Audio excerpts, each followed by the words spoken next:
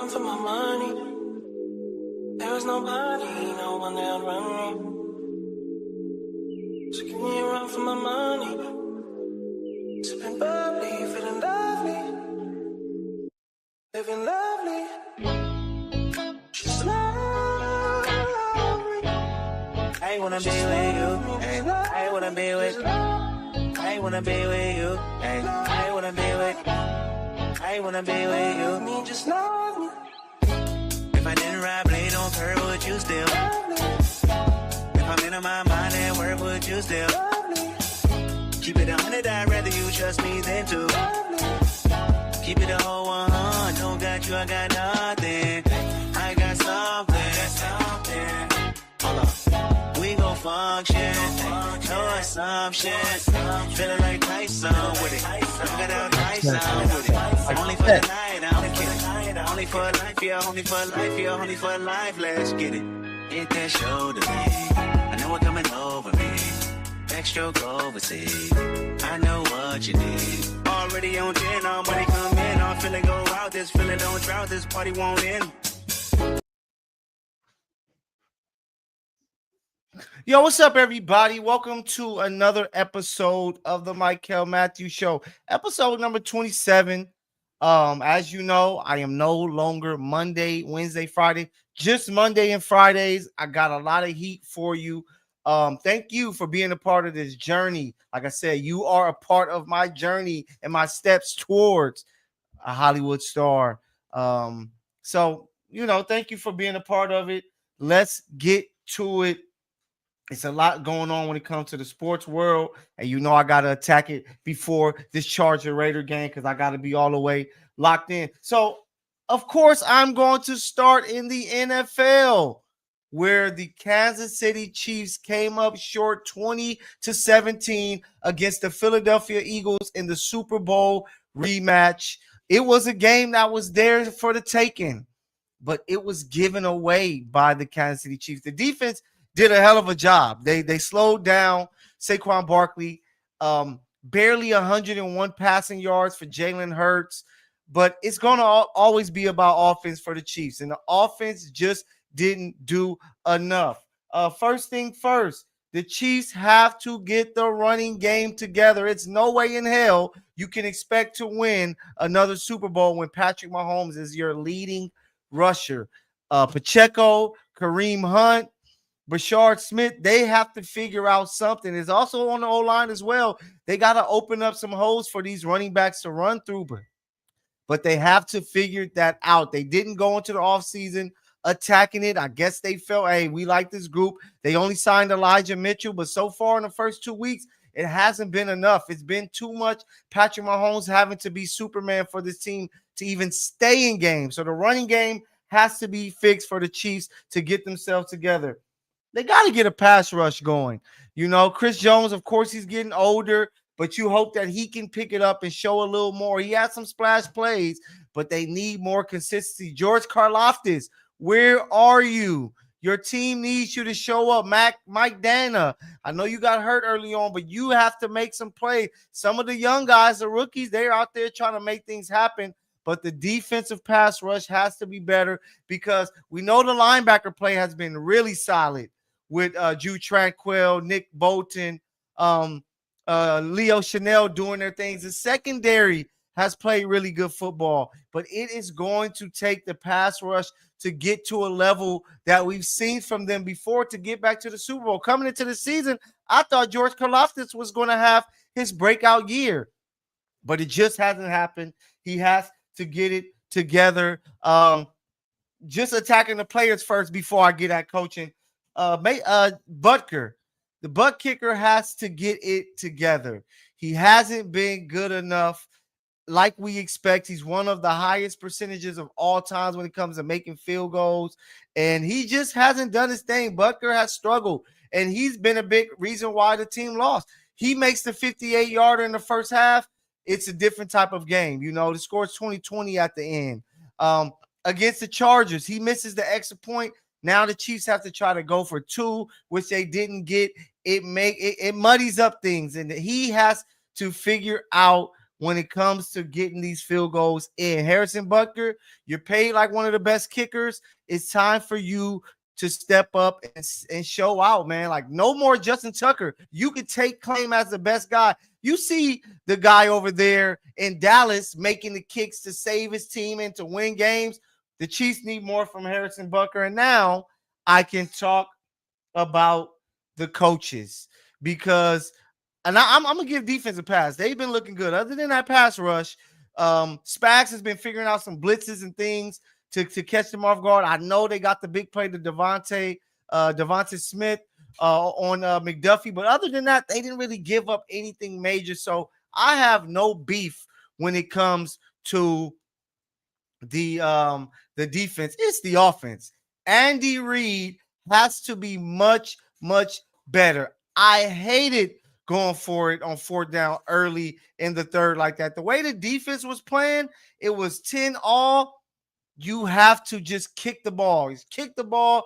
You practically gave them 3 points because the defense did what they did all day, but you got them in position to where Elliott was able to knock down a kick. So you cannot do that. Then I need to see better play calling to protect Patrick Mahomes. Get him on the move. With the run game, you got to help figure it out too. If it's schematically, if it's on that end, if it's a player, if Jawan Taylor isn't the guy, he needs to be moved. You went out and signed Jalen Moore all that money. Let's try him at right tackle. But the offensive coaching has to be better. I don't know if it's Andy Reid or the offensive coordinator. Somebody has to get this thing right. But I'm going to be honest to you. As, you know, a Chiefs fan, if you don't know what I am, as a Chiefs guy, I'm not in a major panic because when it comes to the offense, of course, the run game, they have to get that together because you need to compliment Patrick Mahomes. It can't be all on him. But with Xavier Worthy returning sometime soon, he's going to play in a brace. He was going to be the focal point until Rashee Rice got there. And as we saw last year, Rashee Rice was on pace to have 92 catches. So I believe he is going to come back. And I know Kelsey, he dropped the ball, led to an interception.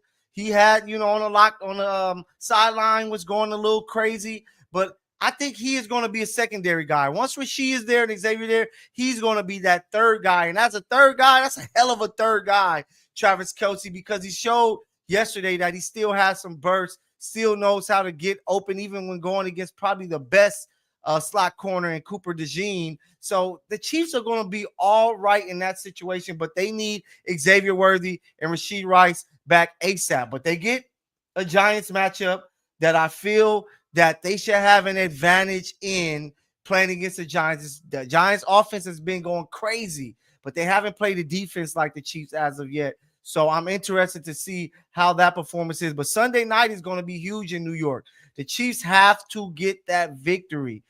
Starting 0-2, it isn't too bad. I got a stat here for you about starting 0-2. The Philadelphia Eagles, 2003, they started 0-2, were outscored 48-10. They finished the season 12-4, wound up in the NFC Championship. Andy Reid was the coach there.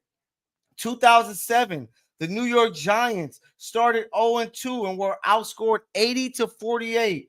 They finished 10-6. They won the Super Bowl that year. Spags was the defensive coordinator. So the Chiefs are in a spot that they are not used to. Patrick Mahomes hasn't been 0-2 since his sophomore year in high school.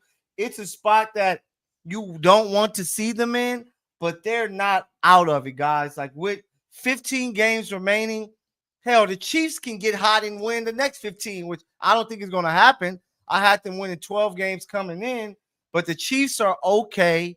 They are going to find a way. As long as they have 15 back there, as long as they have Andy Reid as the head coach, I believe the Chiefs will find a way to make things happen because it's what we used to see them do it. I'll be surprised if they don't figure it out more than them doing it. So we're going to see exactly what's going to happen with the Chiefs.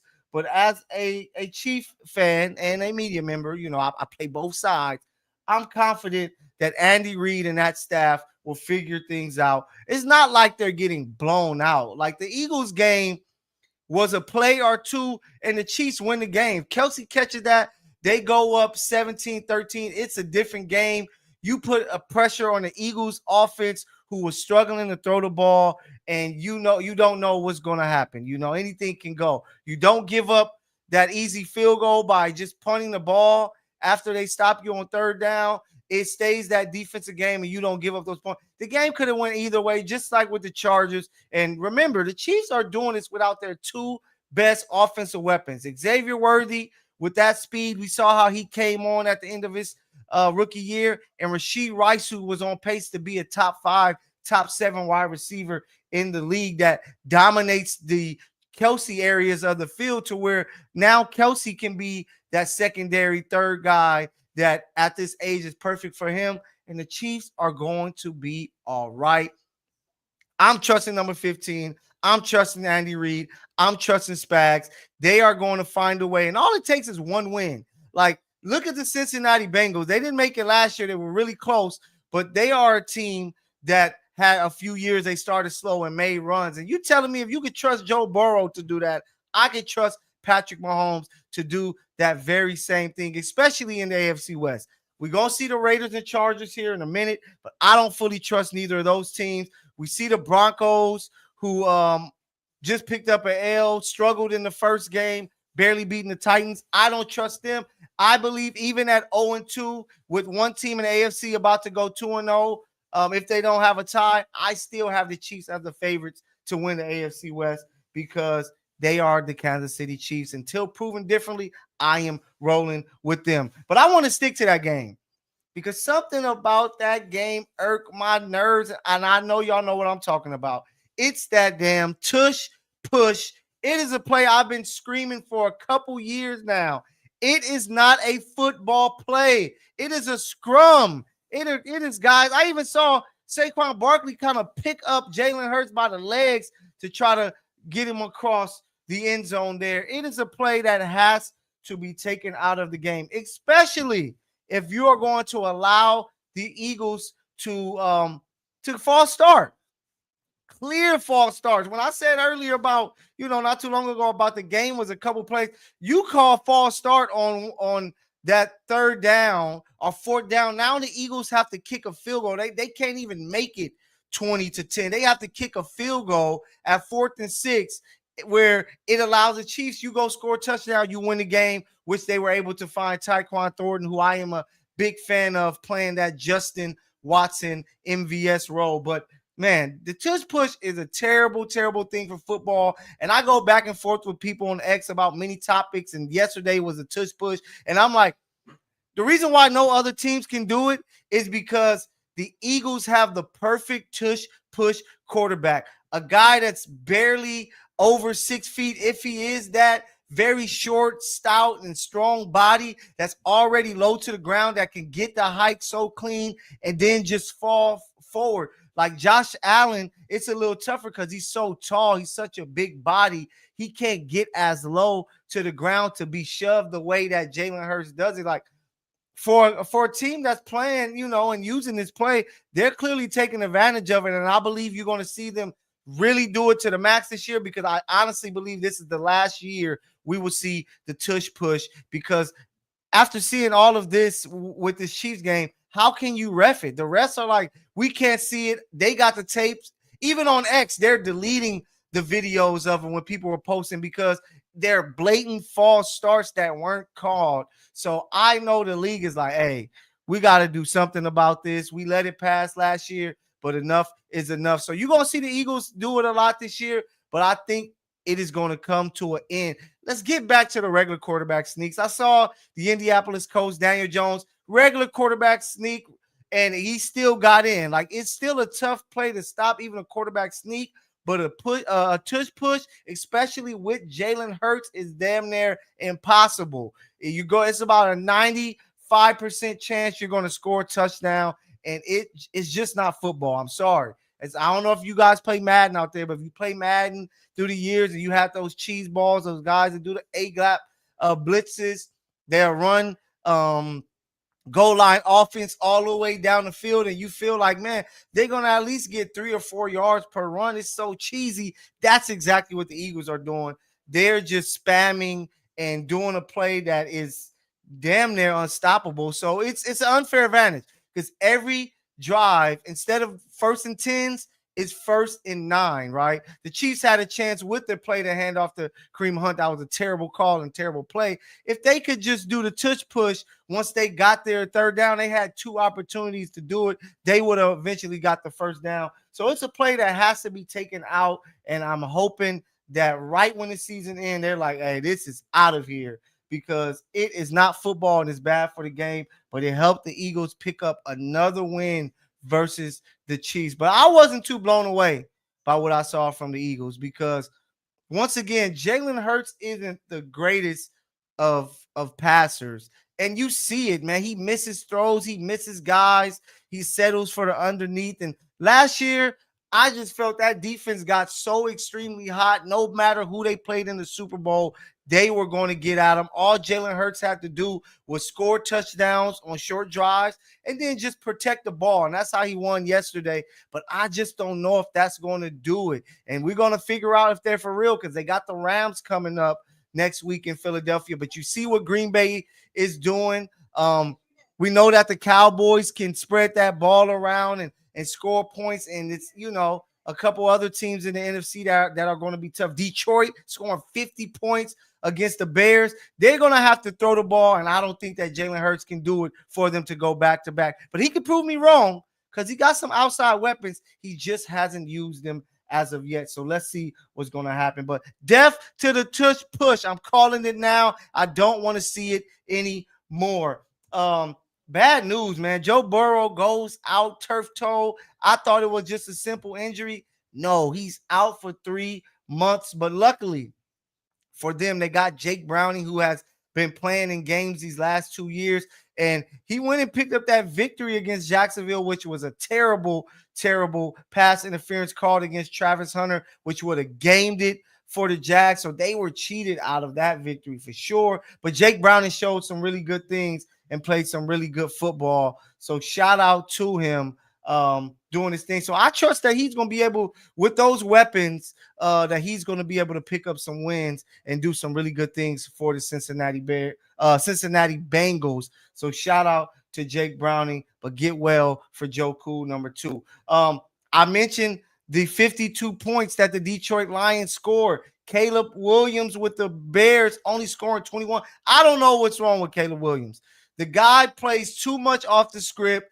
That was one of the drawbacks. Shout out my guy Elam. We're gonna be recording tonight, so make sure y'all stay with the Misfits live after the game, because we're gonna talk about it there. But Caleb Williams just looks like a guy that can't play within an offense, within the script of things. You got Ben Johnson there, who's giving you these great play calls, and of course, it's going to get better week in and week out being a head coach. But it's on Caleb to be great, and so far he hasn't been able to be great. It's too many unscripted plays that he tries to lean on, and it just doesn't work. So, man, I don't know what's going to happen. They can't go anywhere else, but it's going to be up to Caleb to put it together, because he has struggled early on, man. But let me plug in really quick. Boom, charging me up. There we go. So get it together, Caleb Williams. If not, we know how this league moves on quick from quarterbacks. Shout out to the Niners. They pick up a nice win. Week 2, they beat the Saints, which is only the Saints, but they were playing without Brock Purdy. And damn it, Mac Jones looked like Brock Purdy. And I tell my guy Elam all the time, because he is a big Niners fan. I'm like, hey, I think it's Shanahan. Purdy is regular to me. Mac Jones' performance kind of proved it. I remember Dan Orlovsky, who many years ago said, hey, you put Mac Jones with Shanahan, he's looking like Brock Purdy. In game number 1, it looked exactly like that. So shout out to Mac Jones and the Niners moving to 2-0. But like I said, the Rams are the real deal. They had their issues with the Titans, but they figured it out and were able to blow them out eventually. And I've been saying it, because I don't trust the Eagles. I think that was just the defense getting hot, having Saquon Barkley, but I don't think that can go back-to-back. I like the Rams, and if they could knock off the Eagles next week, that is the for sure favorite to win the NFC. Them and the Packers will look like the top of the class. And man, it is a team that you got to deal with. They can pass rush with Nate Landman making plays. They can stop the run. The DBs are solid on the back end. They got Puka. Devontae had his big game. They got two running backs and Kyron Williams and Blake Corum that can go crazy. Matthew Stafford is a Super Bowl winning quarterback that's leading them. And then we know Sean McVay is a top 3 head coach in the league and an offensive genius. So the Rams, they look like the team to beat in the NFC, and they have a chance to prove it. And if they do, Philly, look out for LA possibly making a run back to the Super Bowl. It is possible. But remember this. We are in week 2. It's not done yet. I know the Texans and Buccaneers are playing. Let's see. That might have came to an end, or it's close to it. It came to an end. Buccaneers pick up the win. Rashad White with the game-winning touchdown late. Man, it hurts my fantasy. But the Texans are now 0-2. Are the Texans done? I know y'all saying it with the Chiefs. Are the Chiefs done because they're 0-2? Are the Texans done? I don't believe it. I still think the Texans win that division, but we'll see. But shout out to the Buccaneers. They're another team. Buccaneers, Rams, Packers are going to be tough to out, especially for the Philadelphia Eagles. But, man, shout out to them. But we're still in week 2. It's early. And I want you guys to remember, Super Bowls aren't won in December. Say it with me. Super Bowls aren't won in December. If that was the case, Josh Allen might be the greatest quarterback of all times. He's always winning in September doing his thing. But Super Bowls aren't won at the beginning of the season. It's won at the end of the season. January, February, that's when you want to be your hottest. That's why, starting 0-2 isn't ideal, but you rather get these bad games and bad play out early. And if you can click and figure it out around, week 4 or 5, you want to try to steal these first, 4 games. I always look at the season, cut it up by 4s. But you got to add one more, of course, because of the extra game. But if you walk out of your first 4 like 2-2, that's perfectly fine. Because then that next 4 that you get, if you're like 3-1, bam, now you're in a good space. You're 5-3 and things like that. Then get hotter as the season go on. So winning in September, great. You want to get it. It's a good thing for your team, but it's not end all be all. There's teams that started 4-0, 5-0 that missed the playoffs. And I know it's tougher to be 0-2 to make it to the playoffs, but when you have a great team and they can figure out and get hot, anything is possible. So I need y'all to remember that these games in September are big, but they don't win you a Super Bowl. It's usually about which team gets hot late and make a run. Where were the Eagles at last season, the first 4 weeks? They had some issues, so where it was like they need to fire their head coach and figure out something new, and then they get hot, they go on a run, they win the Super Bowl. So say it with me for a third time. Super Bowls aren't won in September. So for everybody reaching out to me, messaging me, shout out my guy Rob Parker, who texted me and said, hey, you know, it's so quiet in KC that you can hear whatever, that's my guy. But Super Bowls aren't won in September. And until they are, I'm not tripping, because I believe in a team like the Chiefs can get hot. I even think the Texans, who are 0-2, can get hot and get themselves back in a better spot. And it's all about making it to the playoffs. The Chiefs have proven they don't have to have home field advantage to win a Super Bowl. They went on the road, beat Buffalo. They went on the road, beat Baltimore, made the Super Bowl one. So it's just about getting into the playoffs. And from there, if you're hot or you're getting hot at the right time, you can make a run to the Super Bowl. So the final time, Super Bowls aren't won in September, baby. But keeping it on the gridiron, let's see what's going to happen with this Raiders-Charger game. Big game for both teams, because if you can't start fast, you want to do it, because if you get some tough patches in your season, those early 2 or 3 wins you stole can keep you in the playoff race. So let's see what's going to happen with that. College football, I got to give a shout out to USC. They're looking sneaky good. I said it after the first week. Their offense just looks a different type of explosive. They might have the best duo receivers, Micah Lemon and Jacoby Lane. Those dudes are ballers. Like, one guy reminds you of St. Brown, where he can play in the slot, he can play out. He's just a target merchant that can make plays. And then Jacoby is a guy that's going to go up and moss you and give you some of the route stuff. So that duo with McCree at tight end and that speed that they have at running back, if Jaden Mayava just does his part, doesn't turn that ball over and get the ball into the hands of these guys, USC has a chance to be a surprising team in the Big Ten. They just knocked off Purdue. They got a big one, 8 p.m. on Saturday against Michigan State, which I feel that they should be the favorite in, another team that's undefeated. But I think SC has a chance to make some things happen. So let's see. I don't put my, I don't bet on them a lot through the past few years with Lincoln Riley, and they let me down. But I believe that they have something with that offense. And if the defense can keep making plays how they are, Bishop taking the ball away with interceptions, that they are going to have a chance to truly compete in a Big Ten that's not as dominant as it was last year. Yes, Oregon's going to be tough, but they've seen Dante Moore before. Ohio State has a new quarterback there.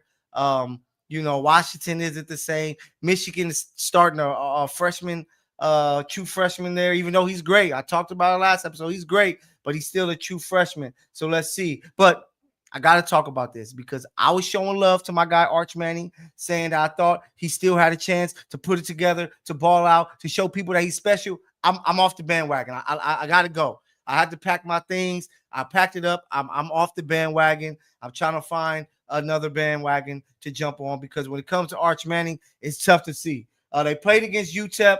Yes, the team won 27-10 against UTEP. Who would ever thought Malachi Nelson versus Arch Manning matchup will be UTEP versus Texas? But hey, that's why you can't predict too much when they look at high school rankings. You just got to let these guys play. But Arch Manning, 11 for 25, 114 yards, 1 touchdown. He threw a terrible interception. He did have 9 carries, 51 yards, and 2 touchdowns. Maybe he might be a running back. Remember that running joke for Lamar Jackson? Oh, he's a running back. He's a running back. Are we going to be using that for Arch Manning? Because he does his part running the football, but throwing it so far, he don't look like neither of his uncles. He has truly struggled. He is the reason why Texas, a team that was ranked number 1 overall, you can't really look at them as true championship threats because their quarterback hasn't looked good enough. He still has time, of course. Yes, it's a lot of season left, but he just hasn't shown me anything to believe in, and I need to see something to believe in it. But so far, Arch Manning is letting a lot of people down who was bigging him up, who was calling him a generational talent and so forth. It is not happening so far, and it's the reason why Texas aren't believable to be a team to truly compete. But college football has been great, been some great football going on. The U was balling, of course, Florida State, and some other teams. It's going to be a great week this week. Texas Tech travel to Utah for a big game at 9 a.m. on the West Coast, noon on the East. You have Oklahoma versus Auburn, 2 undefeated teams. Michigan travels to Nebraska. Baby Mahomes there. Can he knock off Michigan? Notre Dame, what is going on? 0-2. They rank 24th now. They have Purdue coming there who SC just knocked off. They have to win that game to turn their season around. Illinois versus Indiana. It's crazy. It's not college basketball, y'all. I swear it's college football. Number 9 Illinois versus number 19 Indiana. That's going to be a good game. Then the nightcap, Michigan State at USC. So it's going to be a solid week of college football, and I can't wait to be locked into it. Looking at my notes here, the Sparks, the season is done. Kudos to my show, LA Sparks Weekly. We did a great job covering the team this year, but they come up short by a game. And they were blown out their final game. But the playoffs are here regardless, whether the Sparks are going to be in it or not. No games tonight, which is smart. Let the NFL have their time. But Tuesday, let's all tap in WNBA playoffs. But on the first day, Sunday, the Lynx, they smack up the Valkyries, blowing them out. The Lynx are like, hey, we ready to go. And I hope y'all know I was all in with the Sparks, but not to win a playoff series. I was just in it for them to make the playoffs. And Excuse me. Didn't happen, but things go on. Lynx blow out the Valkyrie. That Nafisha Collier, that team, they're gonna be tough to beat. The Dream win 80-68 over the Fever. Fever are so banged up. They're just lucky to have gotten into the playoffs. I expect them to get out of there quickly. The Liberty go on the road and win in overtime, 76-69 over Alyssa Thomas, who had a chance to win the game at the end of regulation, but blew the layup. Question there, is Brianna Stewart all right? But the Liberty looked really good. Are they turning on that championship switch? Maybe, but they did it in game one, stealing that one from the Mercury. Then the Aces, who are the hottest team in the WNBA. I can't believe that Asia Wilson might really have a chance to steal that MVP back from Nafisha. It is wild, but they win 102-77 versus the Storm, who shouldn't even be in the playoffs. They knew they wasn't ready. They should have gave the Sparks an opportunity, but you got to play the games. You got to win them, and they took care of business to finish the season. But game two's tomorrow. Dream at Fever, Aces at Storm. These series are only 3 games, remember? So that day in, they get to go fly and try to make it happen. So we got to see. You go from home to right to being on the road. So let's see what's going to happen to that series. I hate the fact that it's only 3 games. I would like to see more first-round WNBA basketball, but it is what it is. I thank everybody who's tapping in to my show, no matter where you're tapping in at, Facebook, YouTube, X, Twitch, TikTok, wherever you're tapping in at. Much love to you. It's a lot of sports going on. I'm about to wrap up. I need to go watch this Chargers Raiders game. WNBA playoffs is full go. College football booming.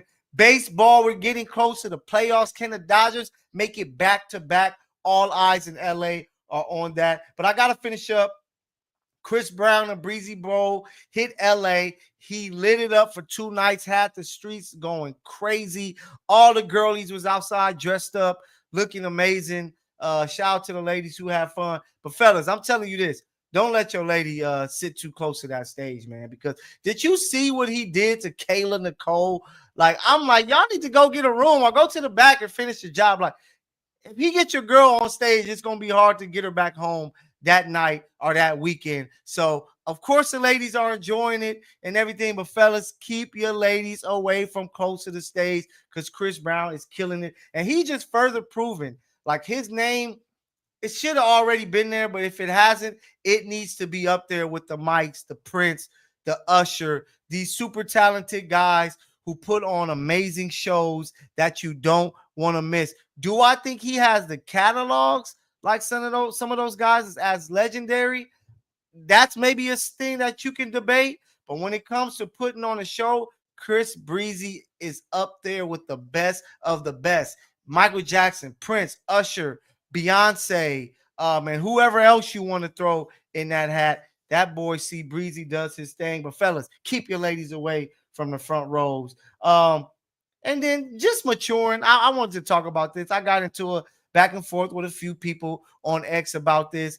As a guy who was like, it's crazy, still alive from LA, but close to 40, 36 years old, it's little stuff that I'm like, man, we too grown to be doing as Black folks, as a culture, people who tap into the culture. And I listened to the latest Ghostface Killer's album, and he had a skit on his project talking about what I've been thinking. That whole pause when you say something, that thing is crazy.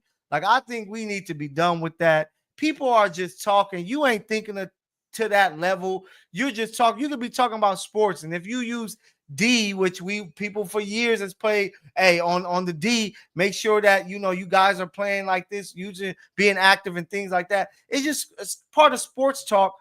Now you're getting a pause for it because people are still stuck in this pause era of things. And I know Cameron and Mace, they make it funny and things like that, but I cannot wait till we get through this whole pause phase. Let's just get back to having regular conversations. Dudes ain't trying to say skeptical, things when they talk. They just may say some things that, might be a little weird, but it's not for you to act all crazy. And pause is just something that I cannot wait to be done. But maybe that's just me. You guys can always let me know. Remember, whenever you see me live, here for the Mykell Mathieu Show. Comments, Tha Misfits Live, ThaMisfits. You can comment and let me know what you think. Are y'all gonna keep the pause thing going? Because I'm way past it. I'm like, man, we too grown for that. Keep that for the kids. You 25, you 30 plus, and you hitting people with the pause.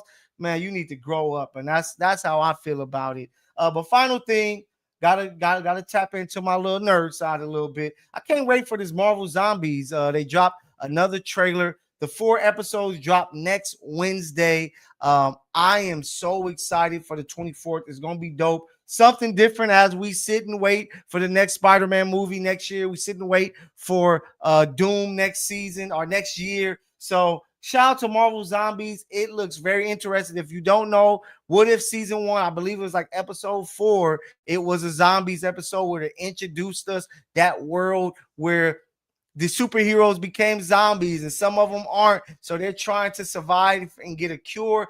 I'm going to be locked in. I'm going to be tapped into that. So shout out to you, Marvel, for keeping it going. And shout out for everybody who's tapped in to the show. I appreciate you. I'm about to go watch this game. Raiders, Chargers. I see the Chargers got a lead. Dicker the kicker.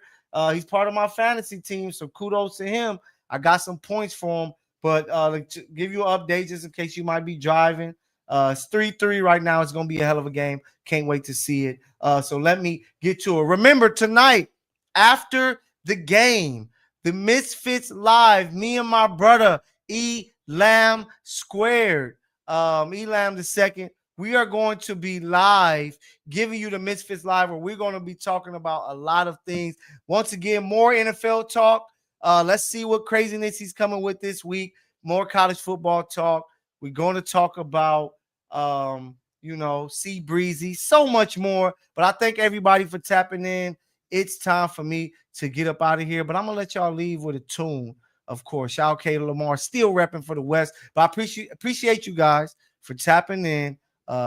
Go enjoy the game. Get you some food. Get you some drink. Relax. Kick it. Watch it. And come back and join us on the Misfits Live so that you can hear what we feel about that game.